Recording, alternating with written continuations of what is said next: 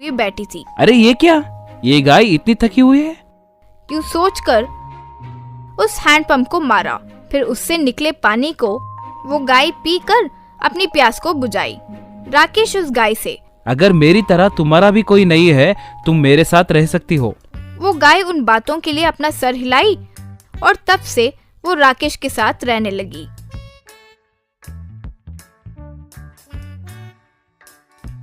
तब से राकेश हर सुबह उस गाय को चारा खिलाया करता था। जब भी राकेश उदास होता था तो सीढ़ियों पर बैठकर वो उस गाय के साथ बातें किया करता था। एक दिन राकेश के घर का मालिक घर पर आकर, क्या भाई राकेश, 3 महीने से घर का किराया नहीं भरा। श्रीमान, इस साल ठीक से फसल नहीं होगा, बहुत जल्दी चुका दूंगा। तुम्हें मैं 10 दिन का वक्त दे रहा हूँ, अगर इतने में चुका सकते हो तो ठीक है, वरना घर खाली करना पड़ेगा। फिर वो घर का मालिक वो गाय देखकर, ये क्या, गाय खरीदे हो क्या? खरीदा नहीं श्रीमान, बस कुछ दिनों से मेरे साथ रह रहा है। तो फिर उसके दूध को बेचकर पैसे कमा सकते हो ना? कहकर चला गया। राकेश उस रात, हाँ, मैं उस गाय का दूध निकाल कर बेच सकता हूँ ना। यूं सोचकर अगले दिन उस गाय के पास जाकर दूध निकालने की कोशिश किया। बहुत कोशिश करने पर भी जब वो गाय से दूध नहीं निकला, ओहो, लगता है ये गाय दूध नहीं दे सकती। यूं सोचा। एक दिन राकेश को नींद नहीं आ रही थी तो घर में चल रहा था, तो उसने देखा कि गाय कहीं जा रही थी। ये क्या, गाय इस समय कहाँ जा रही है? सोचकर उसका पीछा करने लगा तो वो गाय यूं जाते जाते एक बिल के अंदर दूध देने लगी। ओहो, हर दिन ये गाय इस बिल में दूध दे रही है, इसीलिए मुझे अगले दिन दूध नहीं दे पा रही है। वैसे इसमें क्या है? सोचकर उस खड्डे पर खोदा तो उसने देखा कि जमीन के अंदर वहाँ एक बहुत बड़ा सुरंग था। वो देखकर वो हैरान रह गया।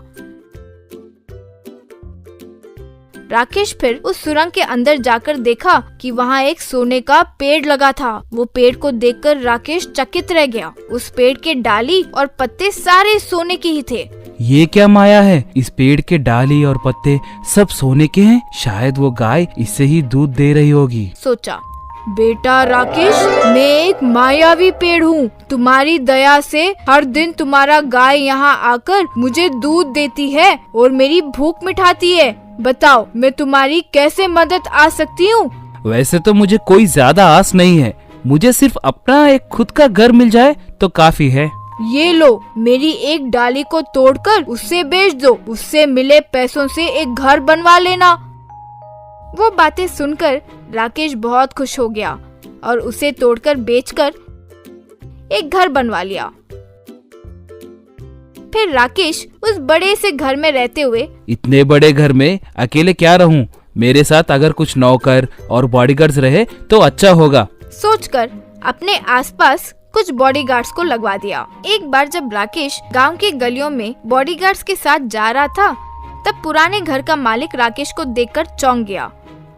ओनर राकेश से, क्यों भाई राकेश, कुछ ही समय में बहुत बड़े आदमी बन गए हो, ये कैसे हुआ? वो एक रहस्य वाली बात है, किसी से नहीं कहना चाहिए। ठीक है, लेकिन जो बात कह रहा हूँ उसे ठीक से सुनना। इतना कमाने के बाद एक घर से संतुष्ट मत रहना। अब मुझे ही देख लो, मेरे कितने सारे घर हैं। अगर मेरे व्यापार में कोई नुकसान भी हुआ तो मुझे घर के किराए से मिले पैसों से आराम से जी सकता हूँ। तुम भी 2-3 घर बनवा लो, तुम्हारी भलाई के लिए कह रहा हूँ। कहकर चला गया।